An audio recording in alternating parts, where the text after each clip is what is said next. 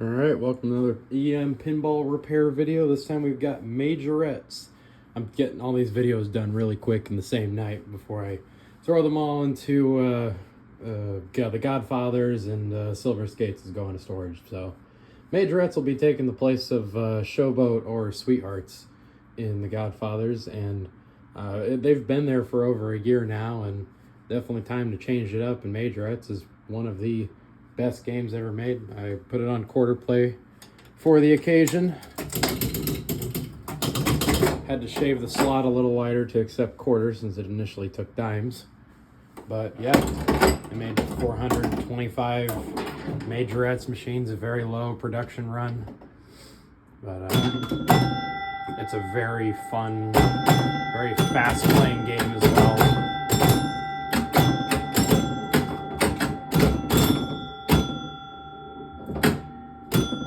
I might not even play an entire full game of this just on a video because I'm pretty good at this game, so usually my games last a long time.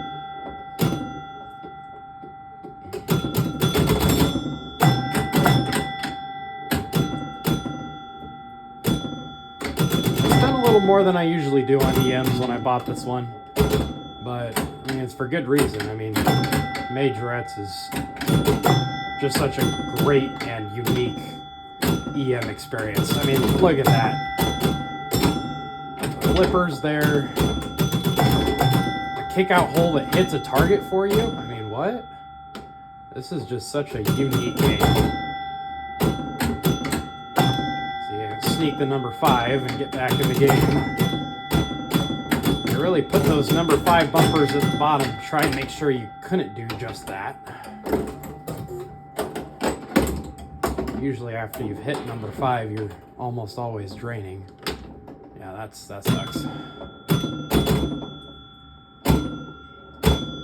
Your out of balls are lit on the side rollover and the top target once you get all the numbers in order. What's really fun is having the top target lit for 2 extra balls. You have the entire sequence done like I do now. Yeah. I'll adjust the tilt a little more sensitive when I bring it to the Godfathers. It's pretty liberal right now. How much I'm allowed to shake it before it tilts. I've got an extra ball set at 2,000 and 4,000. I think that's pretty fair for this game. 1,000 is too easy. I don't want to make it so you actually have to try for the first one. I want to hit that top target, get the double knock. Nope, that's not going to do it.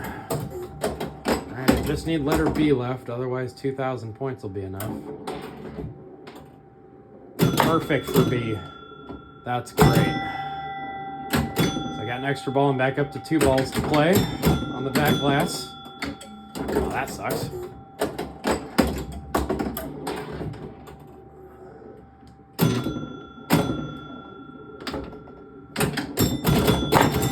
$2,000 extra ball.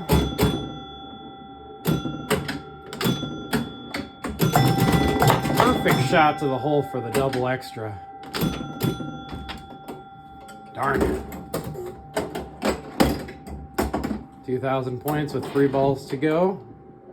That's why Majorettes is such a fun game. They really designed it to be an out-of-ball game. Whereas the out-of-ball versions of replay games, oftentimes it'll be too hard to win extra balls because they didn't design it to be an out-of-ball game.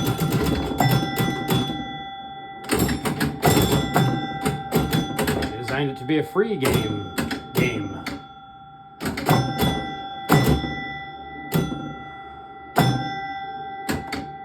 Another cool touch I didn't notice until after I fixed it. It has 3 bells. 1 point, 10 point, 100 point. And it does kind of suck. You only really hear the 1 point at the 1 point contacts and here and when you hit an unlit bumper. There's nothing else that scores a single point. But what's really cool is whenever you hit the next number in the sequence that you need, that number 5 right there, regardless of whether or not it's 100 points, it still sounds off the 100-point bell when you get the next number in the sequence. I think that's really neat. Can't think of any other game that did that. So, 2 balls left. I just need D for another extra ball. See if I can nail it. Oh, nope. 50. Too far. Getting those 50s is extra irritating when you only have 1 letter left. That was a pretty bad last ball. Let's see if I can hit D. Got it. All right, back up to 2 balls. 3 balls.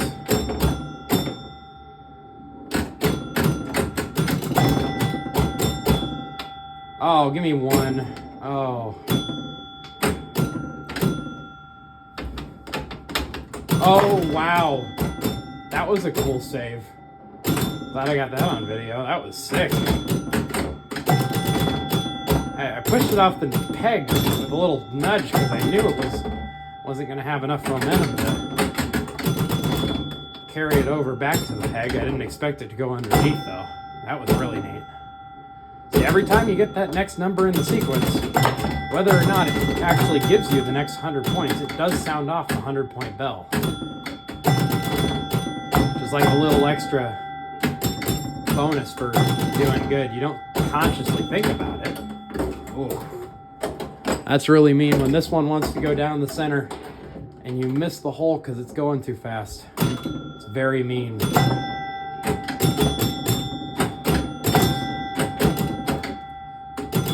Another thing you don't think about because this game was designed so well is your letter sequence actually resets depending on the amount of bumpers you have completed. I forget the exact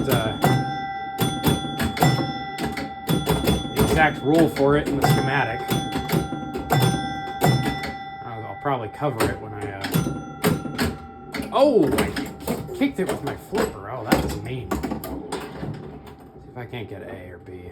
There's A. Alright, got another extra ball lit.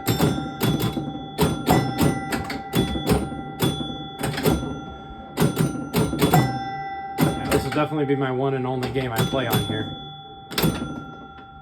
Nope, not getting back. We're at 6,047 right now. Let's try going here for B. That was probably too hard. Yeah, a little too hard. Got lucky, got another extra ball off that kick-out hole.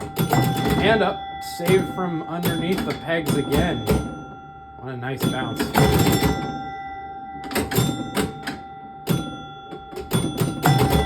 It is nice having all the numbers lit because then you get so many extra points just from them all being worth 10. Alright, that first time was a little hard, so let's go softer. Let's go right there. See if that was too soft actually.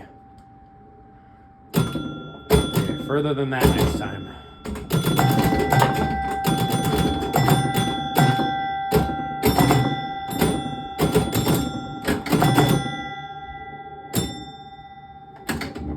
Damn! That sucked. So further than that, let's go here. I'm actually using the lines on the plunger now. Oh my god. Further than that, really? Okay.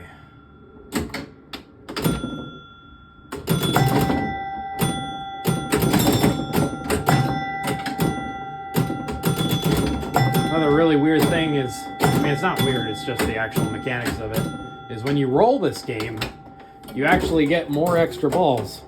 Every time you pass another 2,000 points or 4,000 points, whatever the extra balls are set at, you get them again once you've rolled the machine, because that's the only circuit for knowing when to give you those point extra balls is when those reels are at that number. So, oh, this could be very irritating if I don't get it.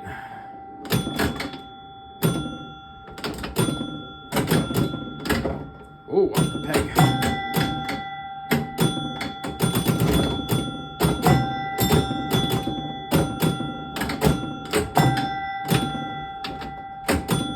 Extra irritating frustrating when you get both of them lit and you don't get it. Oh my gosh. Come on. No! Ah. And they're all lit, of course. Anyways, that's Majorettes. Show you the inside of it real quick. What a beautiful machine. Traveled all the way up to Minnesota for this one. Saw this listed on Facebook Marketplace. The gentleman is actually really nice, and he was also a pinball collector. He had this one for sale, I believe for $900, something along there. And he also had a lightning ball for sale, an old wood rail. I want lightning ball. It's a fun game, but not that specific one at that specific price. I was mainly there for the Majorettes, but he also had a really nice collection of other machines. He had a really nice place, and he also had stuff above the above his in his garage, in his attic. And I also paid him about $200 or so to take, I think it was 2 play fields and 3 backbox boards. I think it was 3 headboards and 2 bottom boards, just of junk machines that he had laying around off his hands. So, yep. What a beautiful game. It's a unique play field, unique flipper arrangement. Unique everything on this thing, honestly. I'll put another coin in. Coin her up. Ball releases. And on this one, since I don't have any bumpers complete yet, if I get the entire sequence, A, B, C, and D, it automatically takes out B, C, and D. And that way I'd only have to hit A again to get them. Now if I have both number 1s, what does it do? It still takes them all out. I think it goes up to number 3 is when it starts changing. So let's go number 2s. Yeah, it still takes 3 out. So as soon as you have a 3 hit, you start getting less numbers. So I have yellow 3. That means it doesn't auto spot D if I have yellow 3. And if I have red 3, and I get them both out, it only auto spots C. And I think it always auto spots C, if I remember right. If I get all the bumpers out, does it still auto spot C? Yeah, it still auto spots C. So yeah, D is tied to the yellow bumper number 3, and B is tied to the red bumper number 3. So if you don't have either of those done, then you get a lot more easier chance to get the letters done again, which is really nice because they made it so if you're further along in the bumper sequence, you're less far along in the letters sequence. If you're less far along in the bumper sequence and you don't even have the 3s hit, then you only have to re-hit A to get the letters out. Really, really ingenious thinking for the time period. But yeah, then you got your yellow extra ball on the side, your red extra ball on the side. I did golden yellows and purple passions for the arch lights. Purple 4 SMD LEDs are the ones that I end up going with for the marbled rollover guides. I really wish they lit these triangles in this game, but unfortunately they chose not to. And then always for the clear inserts, if I can, so I'll have these little rollover guides. I have same thing as this, the flex bulbs pointing up to them, probably. But always for the inserts, if I can, I do a clear dome with 2 SMD LED. Because the clear dome makes it so it's not insanely bright to the viewing eye, but you can actually physically see the dome. It looks better than leaving it frosted, in my opinion. Just very, very minor detail. Oh yeah, and if you see the scores on the back box there, that is not a Sharpie. That is a dry erase marker. That's how they used to mark the scores. I had 20,600 89. I double rolled it. My friend Max got 5,792, and she was the first one over. Then my friend Alex came over, got 5,758. He was 30 points short of Max's score, which was hilarious. And then my friend Will came over just today, and he got 7,083 on his very first game on this machine. He only played one other game after that, and he got probably 3,000. So I was like, I bet that was beginner's luck. I bet you can't do it again. Because, I mean, usually your first game on something's always the best. Because sometimes that's just how pinball seems to work. So, got your stupid lock bar mechanism for the playfield. At least keeps the playfield level. Other than that, you've got pretty standard electromechanical things you can expect under the playfield. Except for the, where the heck is my light? I seem to have lost my headlight, so we'll be doing this in the half dark. I just had it when I filmed Silver Skates. Whatever. So, essentially, under the playfield, you got your beefy score motor. Lots of stuff to go on there for a single player game. There is your score motor sheet. Take your screenshot. And take your screenshot. As a tradition around here in these parts, you get to see all the labels that might have fallen off or been taken out of your game. Like these on the bank. You've got 1 yellow, 2 yellow, 3 yellow, 4 yellow, and 5, or 3 yellow, 5 yellow, 4 yellow. Yeah, 5 yellow has that weird inside switch. Same as the right one. The right one's got 1, 2, 3, 5, 4. With that 5 one having that inside switch, which I can only assume once you've got 5 lit, that inside switch makes to the add-a-ball unit. Otherwise, you've got the tilt relay. You got your yellow rollover relay. I'd assume your red rollover relay. Your rollover sequence relay. Out hole scoring relay. The 50-point relay, and then your hold, which is overridden because I always override the hold relay. All you do, you clip one end off of the coil. You don't need it. You take the 2 wires that go to the switches, you just dead solder them together. And then boom, this coil isn't constantly turned on, and you lose the ability to kick off the game by slamming the bottom of the cabinet. Everyone really cares about that feature. Same thing here.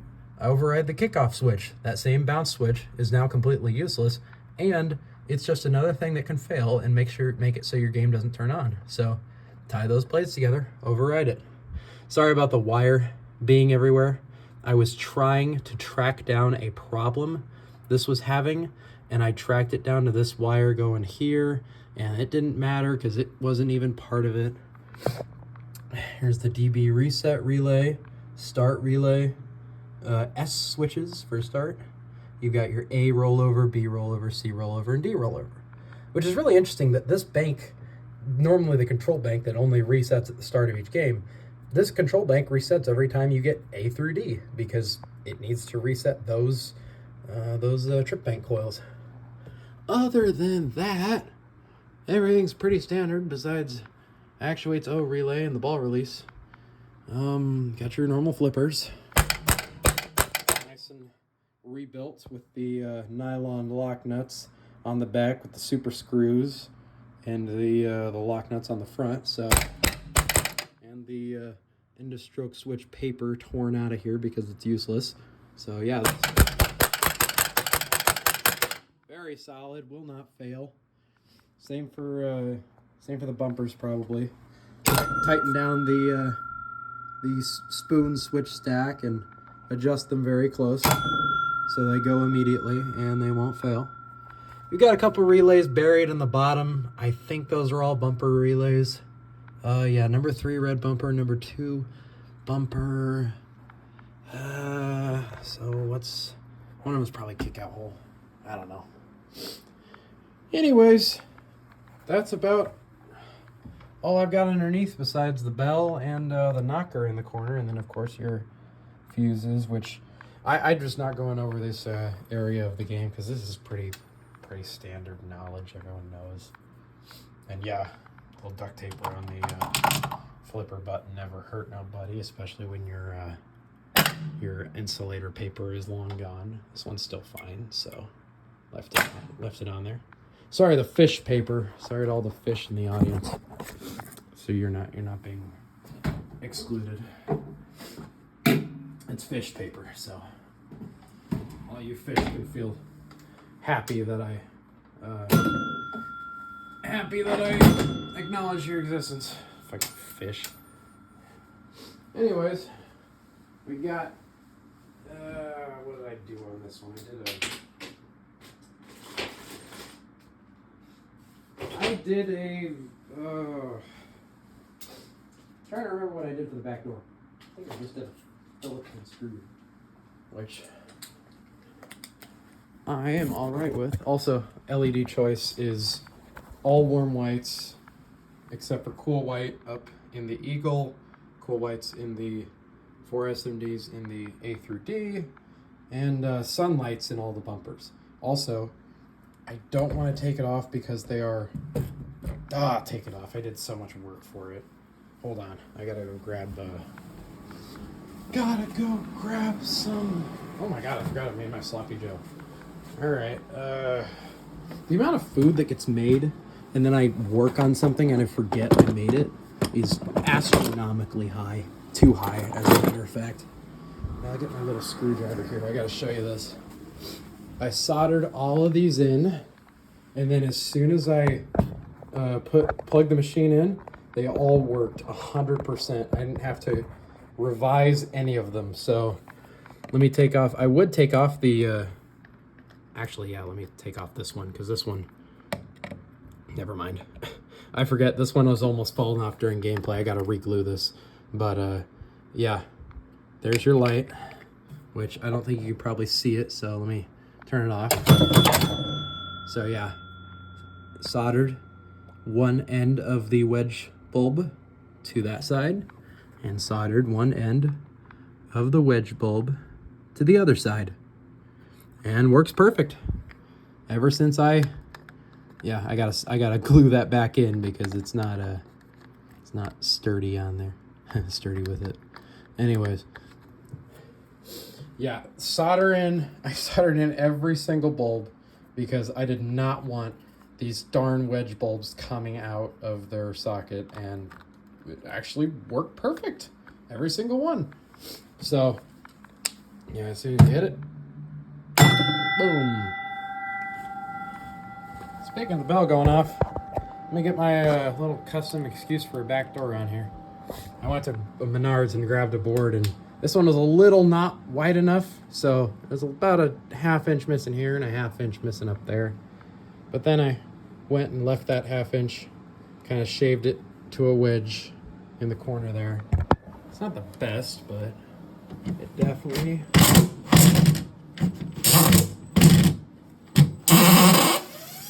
is functional, and that's what we care about here, is functionality and how it plays. Only reason I even bothered making back doors is because it's loud without it. So take it off, and you've got a wonderful, very simple actually, back box. You just have four square reels, all of which are the simplest possible because there is no match unit and there is no alternating relay on the ones unit. You just have the one board on the thousands that alternates, which its only purpose is for scoring your extra ball at certain points, being the adjustment here. I've got one plugged in for 2,000, one plugged in for 4,000. That matches my scorecard up front. Anyways, other than that, you got your ball count unit. That's the 0 position.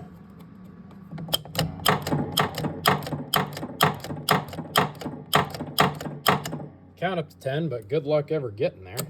I've gotten up to 8. I've seen number 8 light up in my gameplay. But yeah, then otherwise you have your 1 point bell, 10 point, and that actually did the hundreds because it was ready to roll over, and then your hundreds. way down there in the cabinet. Yeah, the one problem I was having, this is also why all these wire looms are split, because I was trying to trace down the freaking wire.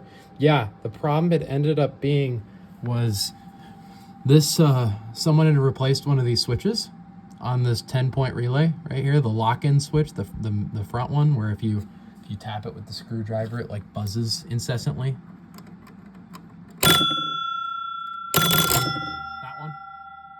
That one is what I'm referring to.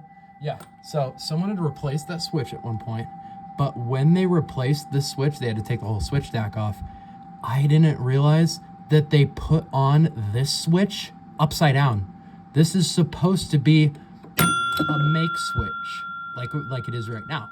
They flipped it, and then when they re-put it back on, and they made it so it breaks. And that was causing the hundreds to lock up every single time the tens was going to roll over to the hundreds. Really weird, really specific problem that I was just... I should have inspected that sooner. The only reason I overlooked it initially was because I'm used to seeing a brake switch on like the 10-point relay, because on a normal wood rail or a wedge head, you would have a brake switch on the 10-point relay or the 1-point relay that would break the connection to the ball release coil. So as soon as you score that very first point, you don't get a ball back. Simple enough. Until I realized that this is an add-a-ball game, and there's no such ball release coil on this machine. If anything, it would need to be energized after, you've scored your one thing, because this game only uses a singular ball, which I put elsewhere, probably on the ground. Other than that, cabinet's in pretty darn nice shape too. I mean, I don't usually go for the cabinets when I buy them. Little nicks and stuffs here and there, but I mean, this back glass is one of the nicest I've ever seen. This is an original glass too. Even the reds on it are still redder than red. You'll love to see it. He's going to be making quarters at a pizza place here soon. And his competition is Apollo, the pizza place's favorite. I'm not getting rid of Apollo.